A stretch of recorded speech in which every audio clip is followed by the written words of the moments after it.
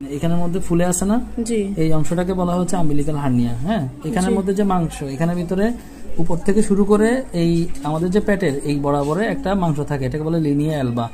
এটা যদি কোনো কারণে ডিফেক্ট থাকে অথবা সেখানে যদি এই জায়গাটার মধ্যে কোনো কারণে যদি গ্যাপ থাকে, এই গ্যাপের ভিতর দিয়ে পেটের যে নাড়িভুড়িগুলো আছে না, তখন চাপ দিলে, কোপ দিলে অথবা পায়খানা প্রস্রাব করলে অথবা কাশি দিলে তখন কি হয়, এটা এই নরম অংশটা অথবা যে গ্যাপটা আছে সেই গ্যাপ দিয়ে এটা বাইরে হয়ে আসে। ঠিক আছে, এটা কিন্তু একসময় দেখবেন চলে যাবে। এই যে দেখেন চলে যাচ্ছে, আবার কিন্তু কিছুক্ষণ পরে যখন সে মানে কান্নাকাটি করবে, প্রেসার দিবে, তখন এটা বেড়ে যাবে। এখানে আরেকটা জিনিস আছে, সেটা দেখেন যে নাভিটা শুকাচ্ছে না কেন। এখানে যে একটা আম্বিলিকাল গ্রেনুলোমা আছে, দেখেন এখানে একটা মাংসের টুকরোর মতো দেখা যায় না, এই জিনিসটা যদি থাকে তাহলে হবে কি, এই জিনিসটা এখান থেকে নাভির চারপাশের যে অংশটা আছে এটাকে সে শুকাইতে দিবে না।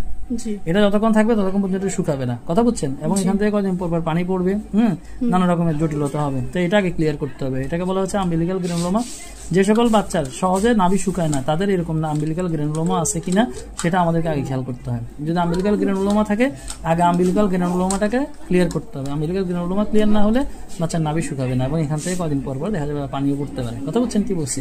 এটা এখন আমাদেরকে এটা ক্লিয়ার করতে হবে। এটার জন্য আমরা কি করবো, এটা আমরা হয়তো বলা হয় কটারাইজেশন করা। হ্যাঁ, আমরা কেমিক্যাল কটারাইজেশন করবো। ঠিক আছে, তো আমাদের কেমিক্যাল কটারাইজেশনের জন্য আমরা সাধারণত এই ক্ষেত্রে ব্যবহার করি হচ্ছে কপার সালফেট অথবা তুঁত। কথা বুঝছেন? এই তুঁত যেটা, এই তুঁতটা যদি এখানে দেওয়া হয় তাহলে কিন্তু এটা ক্লিয়ার হয়ে যায়। কিভাবে দিব আমরা, সেটা হচ্ছে যে এই যে তুঁতটা হচ্ছে একটা শক্ত দানার মতো। হ্যাঁ, এটা হচ্ছে নীল কালারের, এটা গুঁড়ি করা হয়, গুঁড়ি করে পানির সাথে মিক্স করে তারপর এখানে দেওয়া হয়। কথা বুঝছেন? এটা যদি দেওয়া হয় তখন এটা ক্লিয়ার হয়, আর এটা ক্লিয়ার হলে আপনার নাভি, বাচ্চার নাভিটাও শুকায় যাবে। আর আম্বিলিকাল হার্নিয়ার জন্য এই যে ফুলে আসছে, এই আম্বিলিকাল হার্নিয়াটা বয়স বাড়তে বাড়তে ম্যাক্সিমাম ক্ষেত্রে কোনো প্রবলেম ছাড়াই নিজে নিজে ঠিক হয়ে যায়। ওয়ারিড হওয়ার মতো কোনো কারণ নেই আর কি। বুঝতে পারছেন?